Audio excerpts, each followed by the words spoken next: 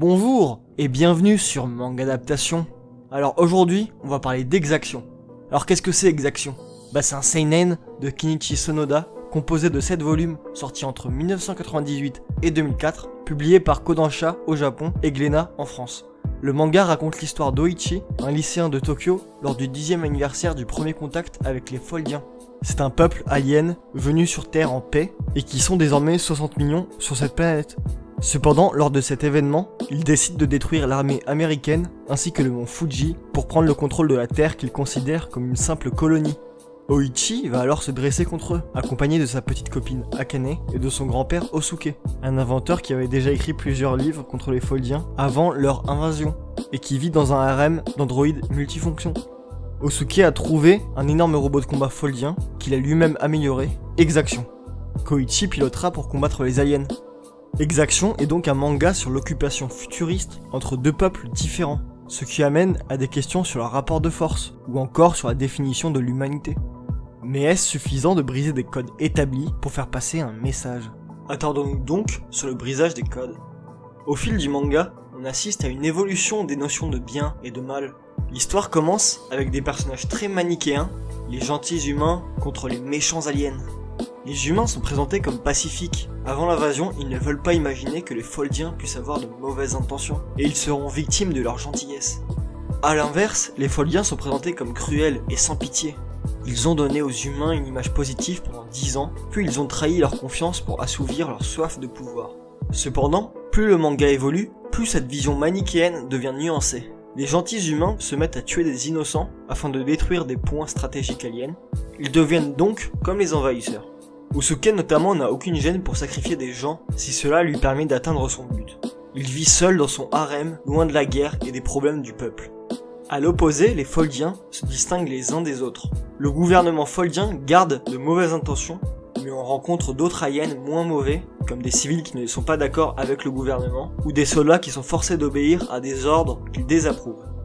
Cela est intensifié par le fait qu'on nous habitue à une image positive des aliens.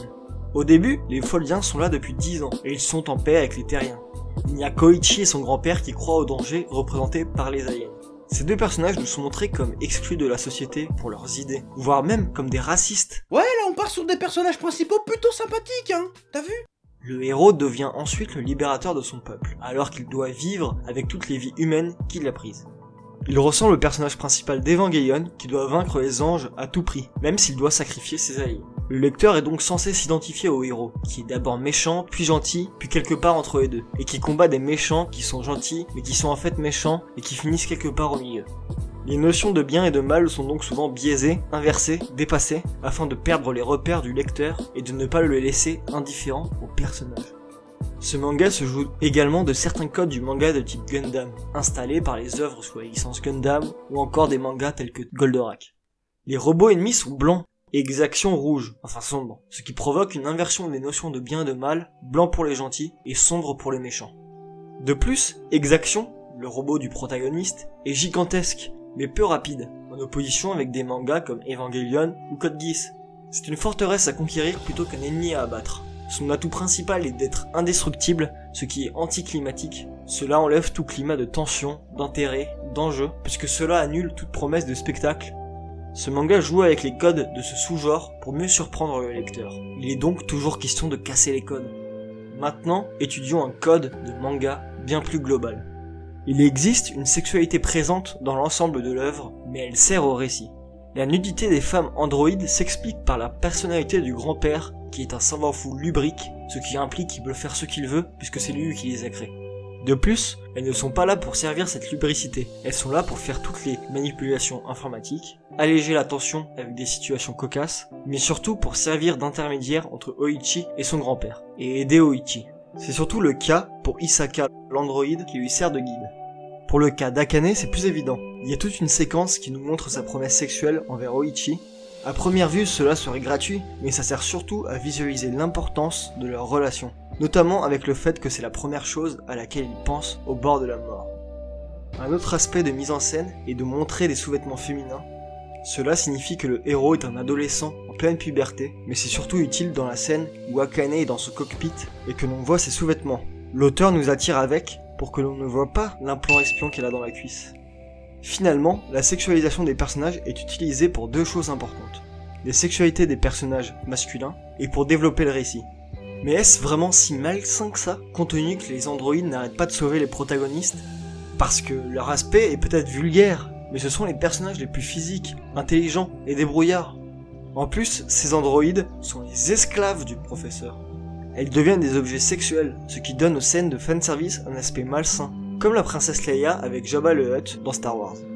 Il y en a même une qui obtient une âme en fusionnant avec Akane, devenant ainsi une espèce d'être suprême qui n'a plus à obéir au professeur. Les androïdes ont donc une fonction sexuelle, mais cette sexualité est utile dans le récit et la caractérisation des personnages. Elle n'est pas gratuite, donc ce n'est pas du fanservice. Également, cette idée de sexualisation omniprésente sert l'un des thèmes les plus importants du manga, le passage à l'âge adulte.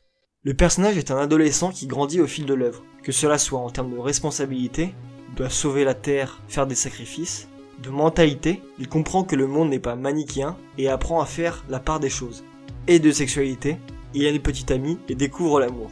On est alors à la place du héros qui voit toute cette lubricité qui l'entoure, on est avec ce personnage qui doit surmonter des épreuves qui le feront grandir. Cela est fait pour que la cible éditoriale du manga, les adolescents, se reconnaissent en Oichi car il est comme eux.